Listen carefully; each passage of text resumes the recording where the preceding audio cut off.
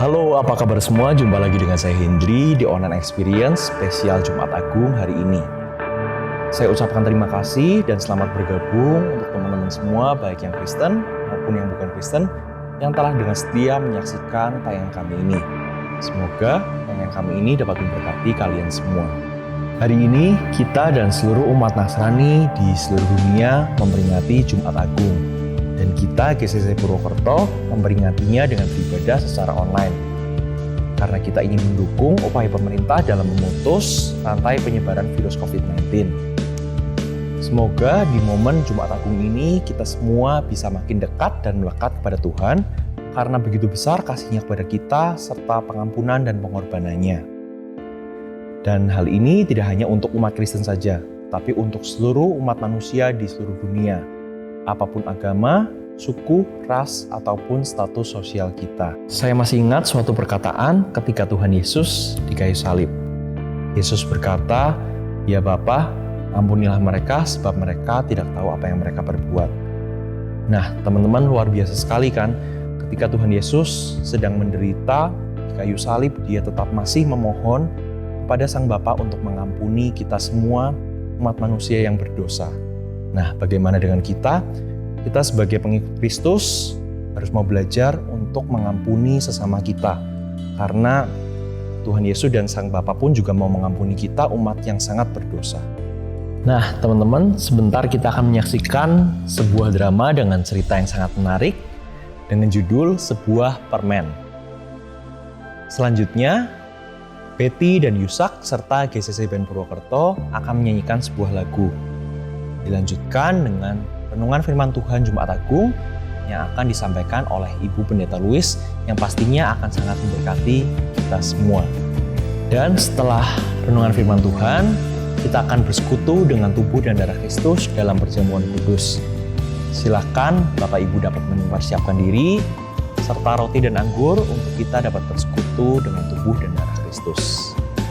Jadi jangan kemana-mana dulu ya, tetap stay tune di channel ini. Selamat menyaksikan, Tuhan Yesus memberkati.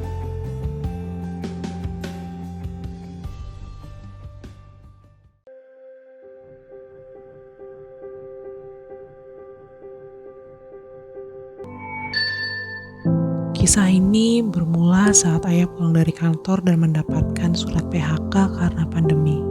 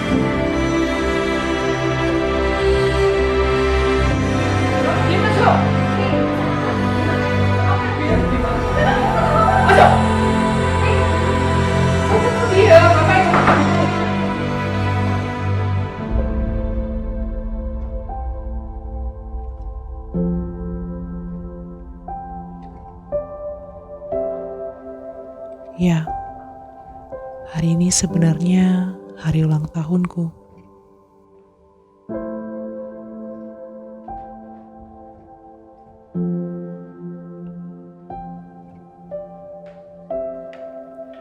Tapi mungkin ini menjadi hari ulang tahun terpahit dalam hidupku.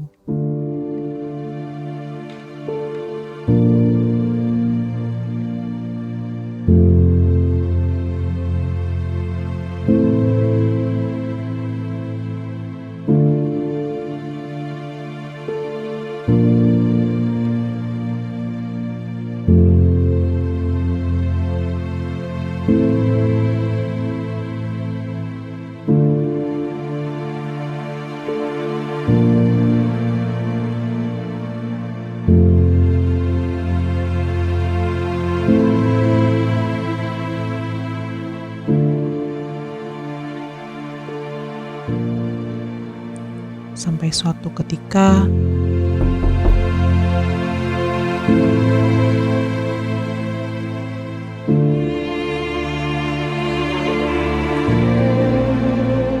ternyata sebuah permen dari adikku sanggup menyentuh hatiku yang mulai dingin.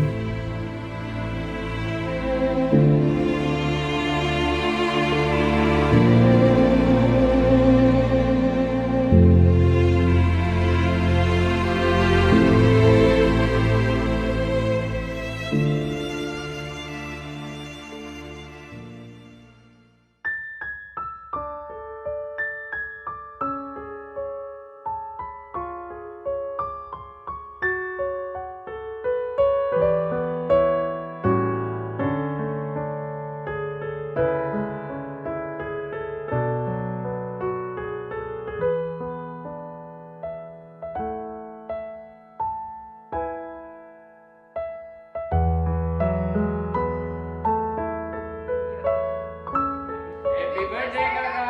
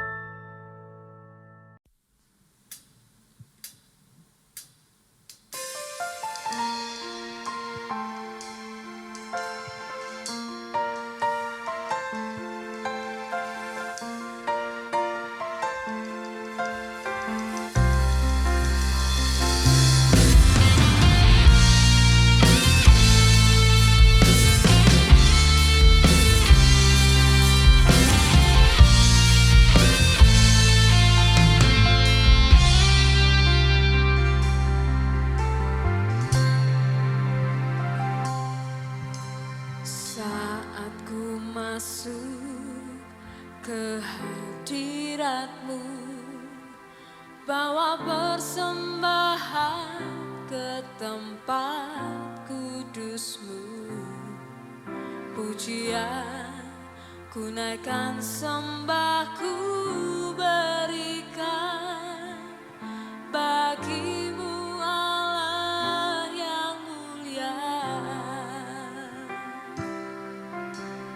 Kau layakkan ku menghampirimu, melihat tahta kemuliaan-Mu Tuhan.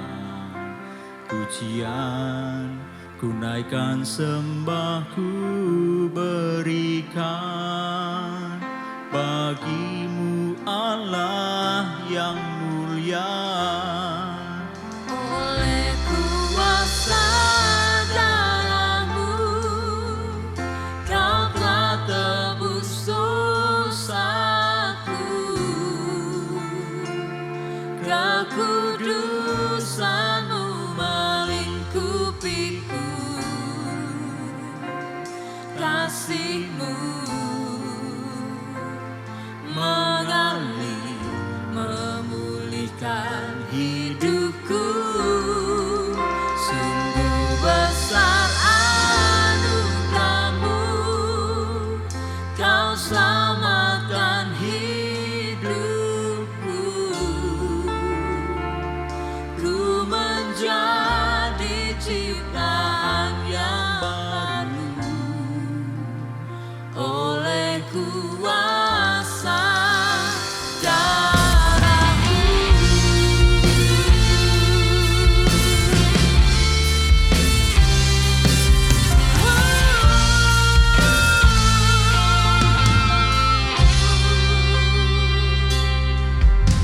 Saat ku masuk ke hadirat-Mu, bawa persembahan ke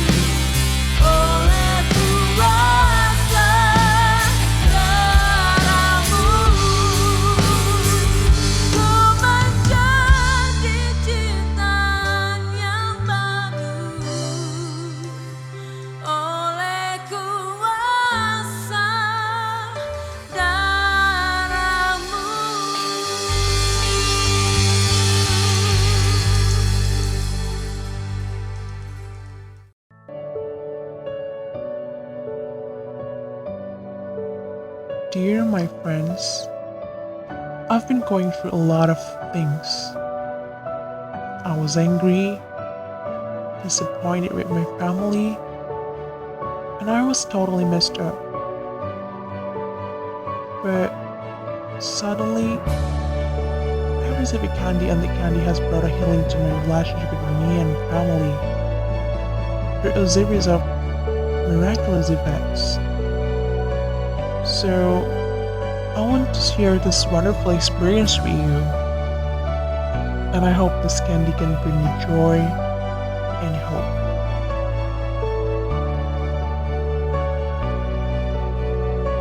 Also remember that no matter what you've been going through, there is somebody who loves you.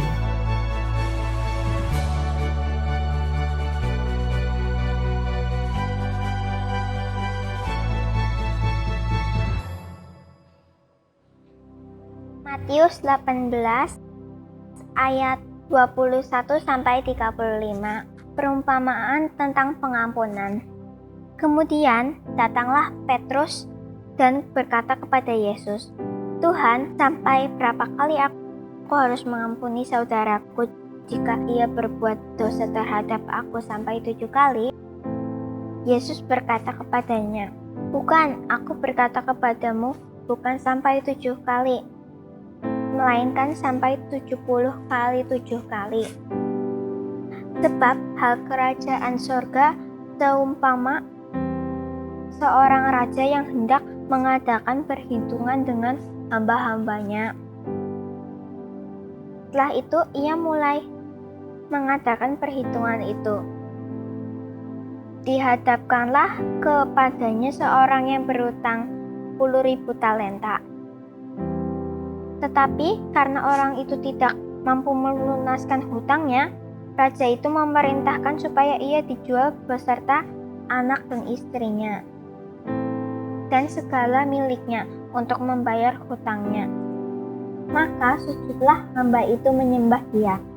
Katanya, sabarlah dahulu, segala hutangku akan kulunaskan. Lalu tergeraklah hati raja itu oleh belas kasihan akan hamba itu, sehingga ia membebaskannya dan menghapuskan utang. Tetapi ketika hamba itu keluar, ia bertemu dengan seorang hamba lain yang berhutang 100 dinar kepadanya. Ia menangkap dan mencekik kawannya itu. Katanya, "Bayar hutangmu." Maka sujudlah kawannya itu dan memohon kepadanya, "Sabarlah dahulu, hutangku itu akan kulunaskan."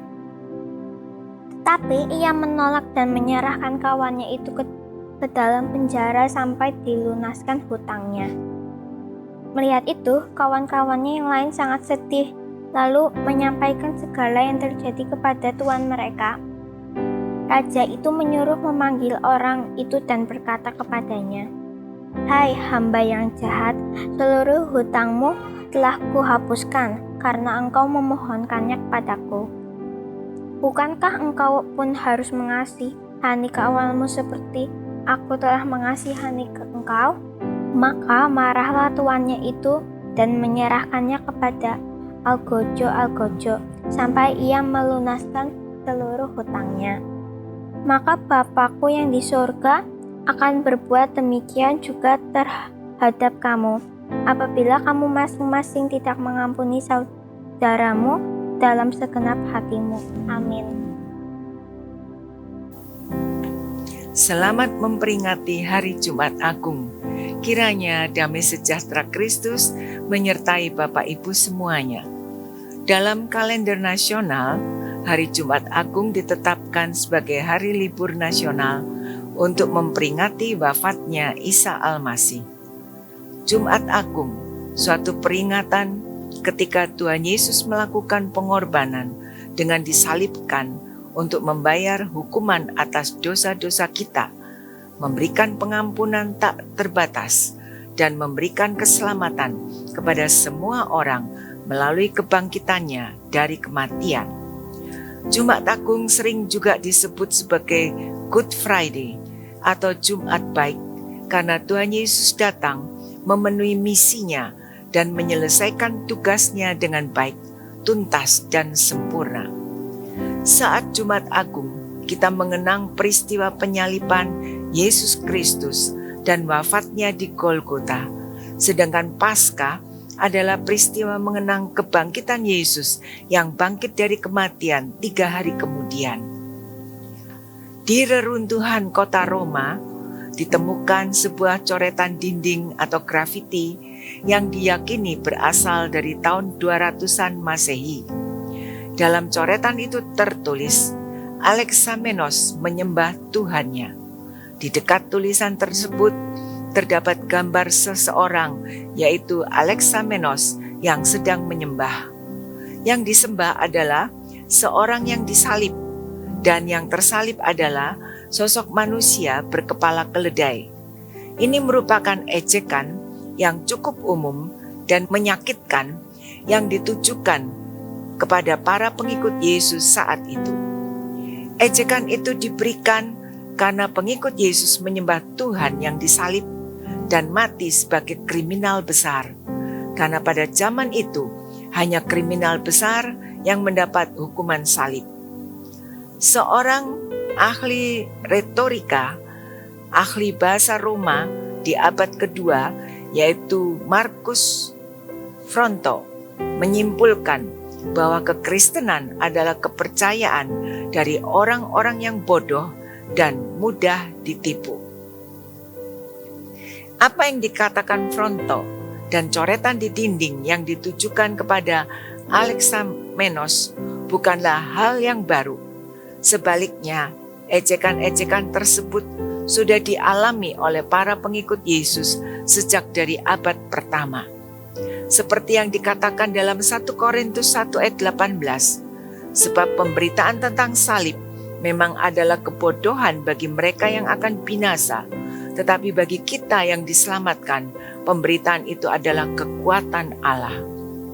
Di satu sisi, orang-orang Yahudi diwakili oleh para ahli Taurat meyakini bahwa Sang Mesias akan datang dengan tanda-tanda ajaib. Dengan kuasa yang besar, Ia akan menaklukkan musuh-musuh mereka. Oleh sebab itu, sungguh tidak masuk akal dan konyol jika Sang Mesias tampak lemah, menderita sengsara, dan bahkan mati terbunuh di atas salib, yang merupakan simbol dari seseorang yang dikutuk. Dunia memang tidak menyukai salib. Saat mendengar berita tentang salib, orang dunia selalu tertawa dan menganggapnya hal itu sebagai suatu kebodohan yang tidak masuk akal. Pikir mereka, mana mungkin di dunia ini ada orang yang rela mati dan mau mengorbankan nyawanya untuk menebus dosa orang lain dengan cara yang begitu hina, yaitu tergantung di atas kayu salib. Karena Galatia 3 ayat 13 mengatakan, terkutuklah orang yang digantung pada kayu salib. Berita salib memang merupakan kebodohan bagi mereka yang akan binasa. Dan memang orang-orang berdosa tidak pernah mengerti apa itu dosa dan dampaknya. Apalagi cara supaya dapat terlepas dari dosa. Akibatnya, semua yang dikerjakan Tuhan bagi umat manusia di dunia ini dianggap sebagai suatu kebodohan yang tidak bisa dimengerti sama sekali. Firman Tuhan dengan keras mengingatkan bahwa upah dosa ialah maut, tetapi karunia Allah ialah hidup yang kekal dalam Kristus Yesus Tuhan kita. Dunia memilih jalan hidup menurut keinginannya yang mengandalkan kekuatan, kekayaan, dan kepandaiannya sendiri, sehingga merasa tidak membutuhkan Tuhan. Alkitab mengatakan bahwa orang yang merespon berita salib disebut sebagai orang yang bijak. Sebaliknya, orang yang meremehkan dan menertawakan berita salib adalah orang yang bodoh atau bebal. Bagi mereka yang tidak diselamatkan dan akan binasa, salib adalah kebodohan. Tetapi bagi orang yang diselamatkan, berita salib adalah bukti kasih Tuhan kepada manusia berdosa. Melalui salib Kristus, kita mendapatkan pengampunan tak terbatas. kita diperdamaikan dengan Allah. Tuntutan hukuman yang seharusnya jatuh pada kita digantikan oleh Tuhan Yesus. Berita salib mengingatkan kita akan anugerah Tuhan, karena tanpa anugerah Tuhan kita tak bisa mengerti apa yang Kristus lakukan untuk kita. Dianggap bodoh memang tidak enak, tetapi yang lebih bodoh lagi adalah jika kita menghilangkan berita salib karena takut dianggap bodoh oleh dunia. Kristus tanpa salib bukanlah Kristus yang sesungguhnya. Kekristenan tanpa salib bukanlah kekristenan. Justru di atas salib, pengampunan tak terbatas diberikan untuk dunia ini. Martin Luther berkata, berita salib, berita pengampunan tak terbatas adalah fondasi dari iman Kristen yang tidak bisa ditawar. Kita akan melihat sebuah contoh tentang pengampunan tak terbatas. Pelajaran tentang pengampunan kita temukan di sepanjang hidup kita, dan setiap orang tidak bisa menghindarinya. Memang tidaklah mudah untuk lulus dalam ujian hidup tentang pengampunan ini. Matius 18 ayat 21 sampai 35 yang tadi sudah dibacakan oleh Jocelyn menceritakan Petrus bertanya kepada Tuhan Yesus tentang berapa kali ia harus mengampuni orang yang bersalah kepadanya. Alkitab tidak menjelaskan mengapa Petrus bertanya tentang hal itu. Mungkin Petrus mengalami tersakiti sehingga dia menanyakan hal itu. Atau mungkin ia pernah bertemu dengan orang yang berkali-kali melakukan kesalahan kepadanya dan terus memohon maaf kepadanya. Menurut ukuran orang Yahudi, semua orang Yahudi diajarkan untuk mengampuni sebanyak sekali, 2 kali, dan 3 kali. Setelah itu, seseorang yang bersalah sudah tidak layak diberikan pengampunan lagi. Jadi, apa yang dilakukan oleh Petrus saat bertanya kepada Tuhan Yesus? Sebenarnya Petrus sudah melipat gandakan ukuran standar pengampunan yang berlaku pada waktu itu, dan Petrus sudah menunjukkan kemurahan hatinya. Setelah mengampuni berkali-kali, mungkin Petrus jadi bertanya-tanya, adakah batas maksimal bagi seorang pengikut Yesus dalam memberikan pengampunan? Mungkin Petrus sudah habis kesabarannya, sehingga ia mencari tahu sampai mana batas pengampunan itu. Apakah cukup sampai 7 kali? Dalam budaya Yahudi, angka 7 menunjuk pada angka kesempurnaan. Tetapi Tuhan Yesus memberikan angka yang berbeda, sama di angka 7. Tetapi angka yang Tuhan Yesus berikan jauh lebih besar, yaitu 70 kali 7. Angka ini berbicara tentang kualitas pengampunan. Pengampunan yang diberikan harus benar-benar genap dan sempurna. Pengampunan tidak hanya diberikan beberapa kali saja atau sampai tahap tertentu saja, tetapi harus ada kesempurnaan dalam pengampunan. Saudara-saudara, kapan terakhir kali kita merasa tersakiti dan memberikan pengampunan? Kita adalah manusia biasa yang tidak bisa memberikan pengampunan yang sempurna. Kekuatan untuk mengampuni tidak berasal dari diri kita sendiri, tetapi dari Tuhan.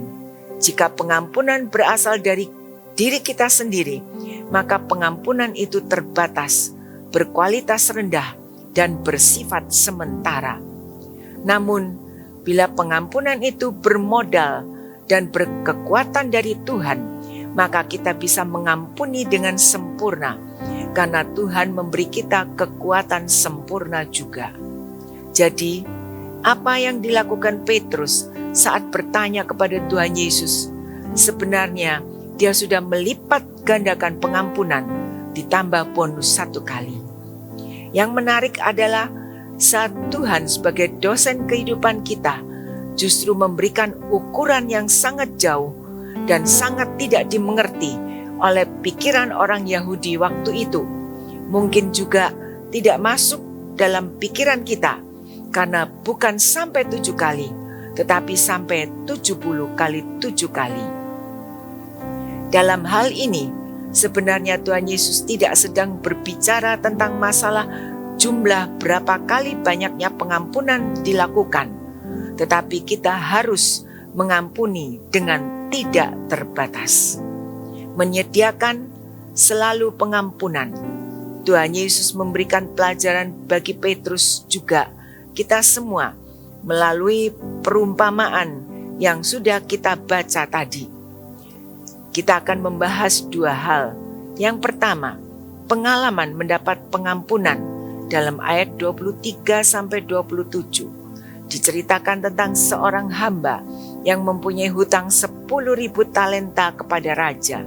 Kalau dibuat perhitungan, maka harga 1 talenta sama dengan 3.000 sikal, atau sama dengan 6.000 dinar. Dan harga 1 dinar itu sama seperti upah 1 hari kerja.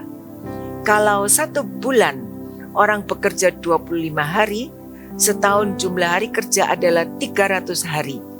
Untuk dapat membayar 6.000 dinar diperlukan untuk bekerja selama 20 tahun. Dan itu hanya untuk mendapatkan 1 talenta.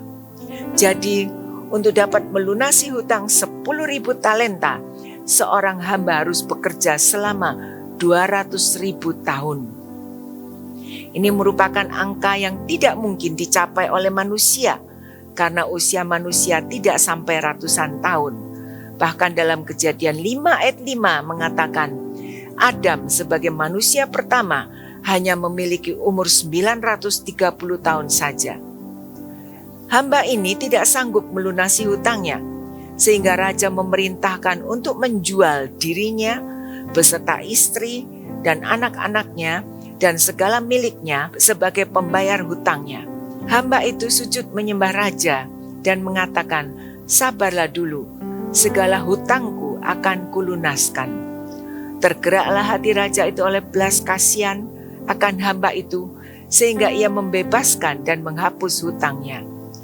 Sebuah pengalaman tak terduga, karena mendapat pengampunan besar yang diterima oleh hamba dengan hutang 10.000 talenta dari raja.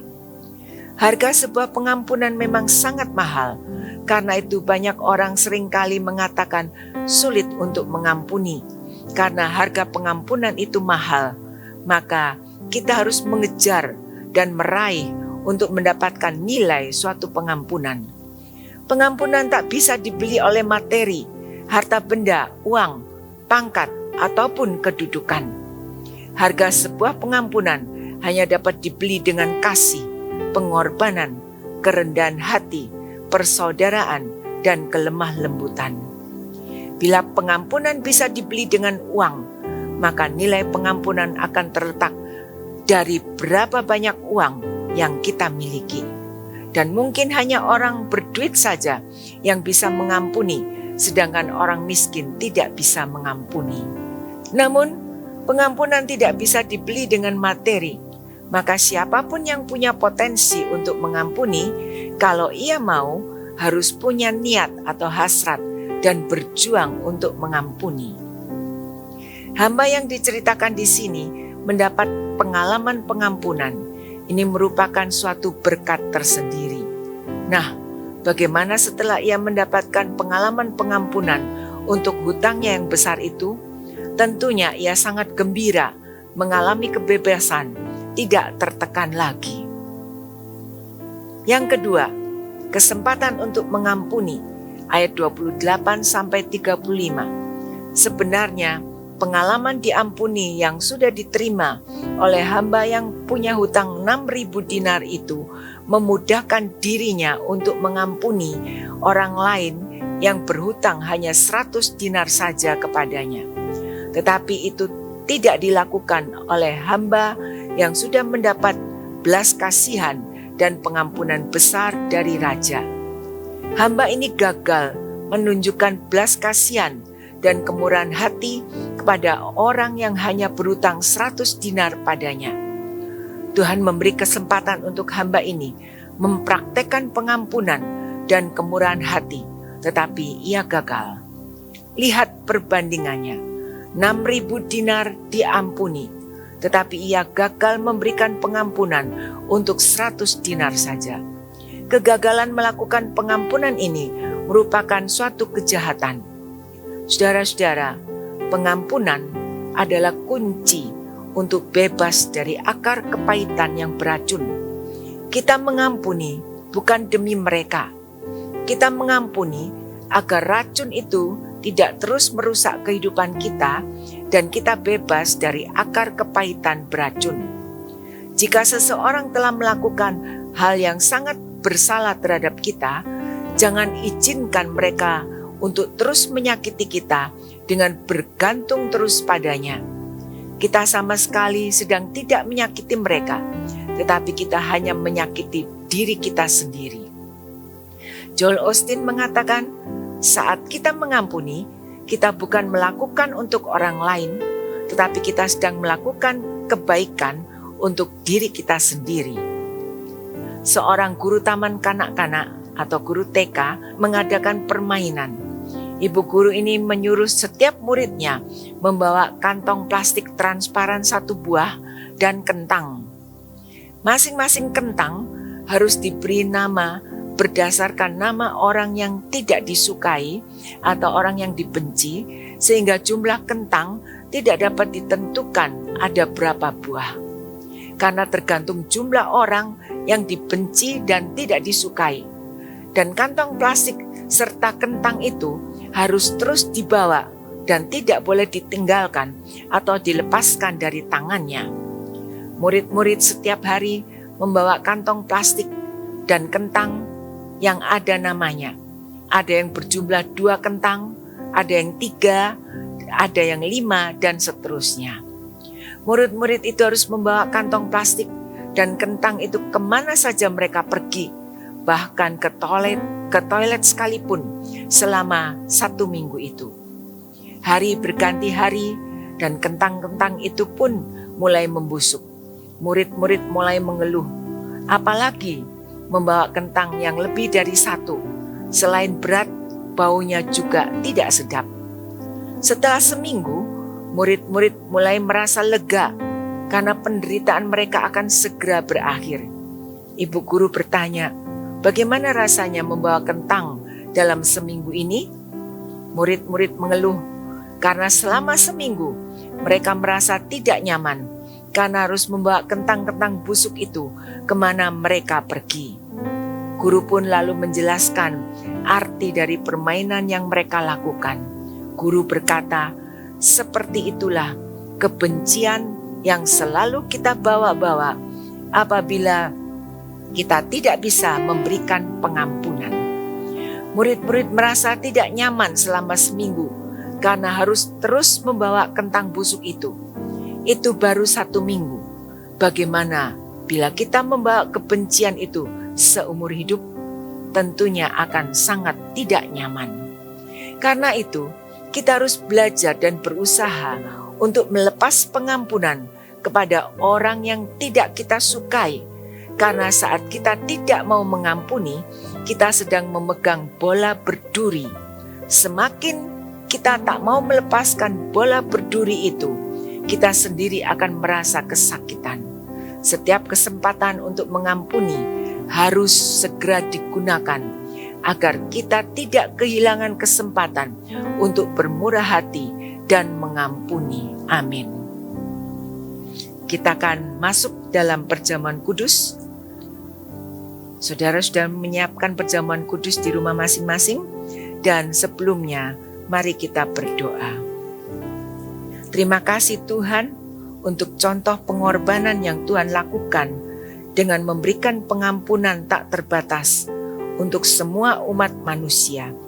Itu merupakan anugerah Tuhan bagi kami semua. Melalui pengalaman pengampunan itu, kami juga ingin memiliki kemurahan hati, sehingga kami bisa melepas pengampunan bagi sesama yang melakukan kesalahan kepada kami. Memang tidak mudah untuk melakukan itu. Kami ingin berjuang untuk dapat mempraktekkan pengampunan melalui kehidupan ini. Saat ini, kami akan bersekutu dengan tubuh dan darah Kristus. Kuduskan hidup kami, agar kami layak masuk dalam persekutuan dengan tubuh dan darah Kristus lewat perjamuan kudus ini. Saudara-saudara, mari kita mengangkat roti ini dan dengar firman Tuhan. Sebab apa yang telah kuteruskan kepadamu telah aku terima dari Tuhan, yaitu bahwa Tuhan Yesus pada malam waktu ia diserahkan mengambil roti, dan sesudah itu ia mengucap syukur atasnya. Ia memecah-mecahkannya dan berkata, "Inilah tubuhku yang diserahkan bagi kamu. Perbuatlah ini menjadi peringatan akan aku." Bukankah roti yang kita pecah-pecahkan adalah persekutuan dengan tubuh Kristus? Amin. Dalam nama Tuhan Yesus Kristus, kita makan roti ini bersama-sama.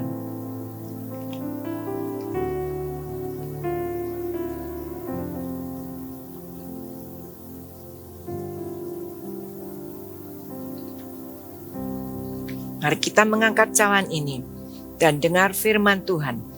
Demikian juga ia mengambil cawan sesudah makan lalu berkata, "Cawan ini adalah perjanjian baru yang dimeteraikan oleh darahku. Perbuatlah ini setiap kali kamu meminumnya menjadi peringatan akan aku. Sebab setiap kali kamu makan roti ini dan minum cawan ini, kamu memberitakan kematian Tuhan sampai ia datang." Bukankah cawan pengucapan syukur yang atasnya kita ucapkan syukur adalah persekutuan dengan darah Kristus?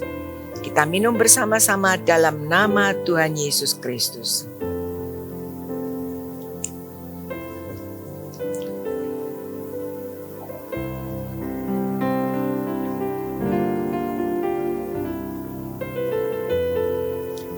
Terima kasih Tuhan untuk persekutuan dengan tubuh dan darah Tuhan.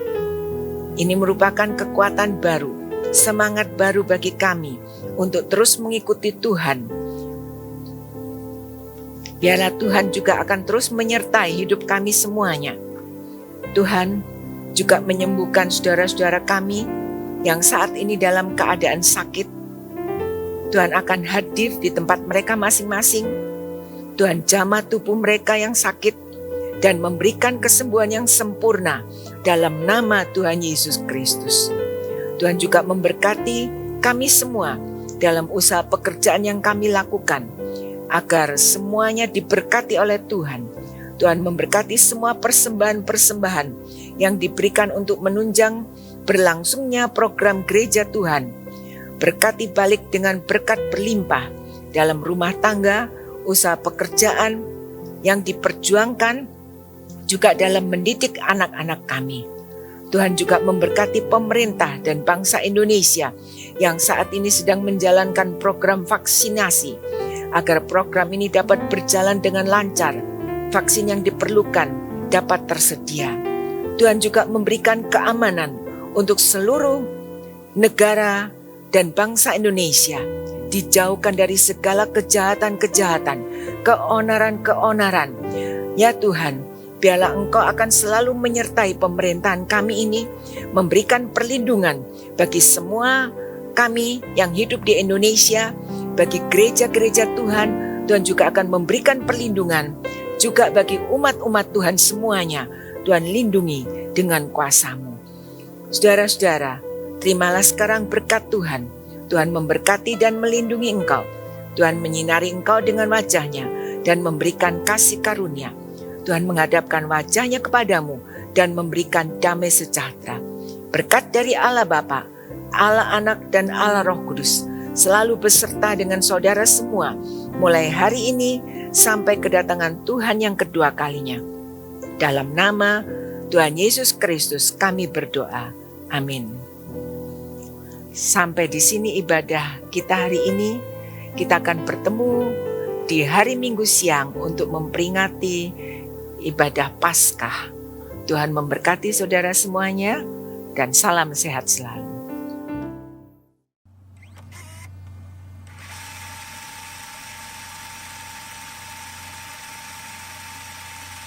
Hai, aku Kasih. Hari ini aku senang sekali. Aku mendapat permen dari ayahku. Namun sayang, di tengah jalan aku tidak beruntung. Permenku direbut oleh anak-anak yang gak aku kenal.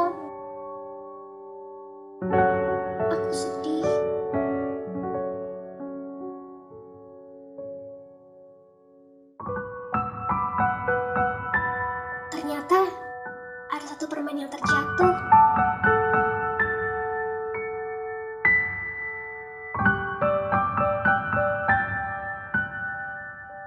Akan kujaga baik-baik permen satu-satuku ini.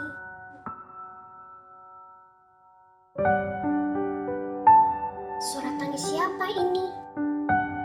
Ternyata dari si adik kecil. Kasihan. Ayah, aku tidak tega. Akan kuberikan permen ayah satu-satunya ini pada si adik kecil. Semoga dia tersenyum kembali.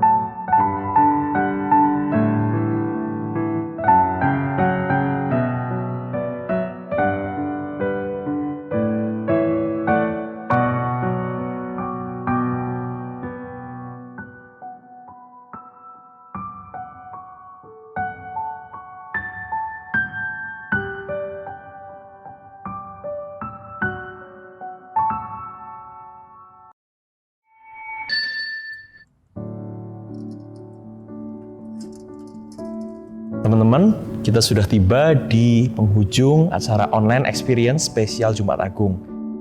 Apresiasi yang luar biasa untuk seluruh tim GCC Purwokerto yang begitu kompak dan antusias sehingga acara ini dapat kita saksikan dengan baik dan memberkati kita semua.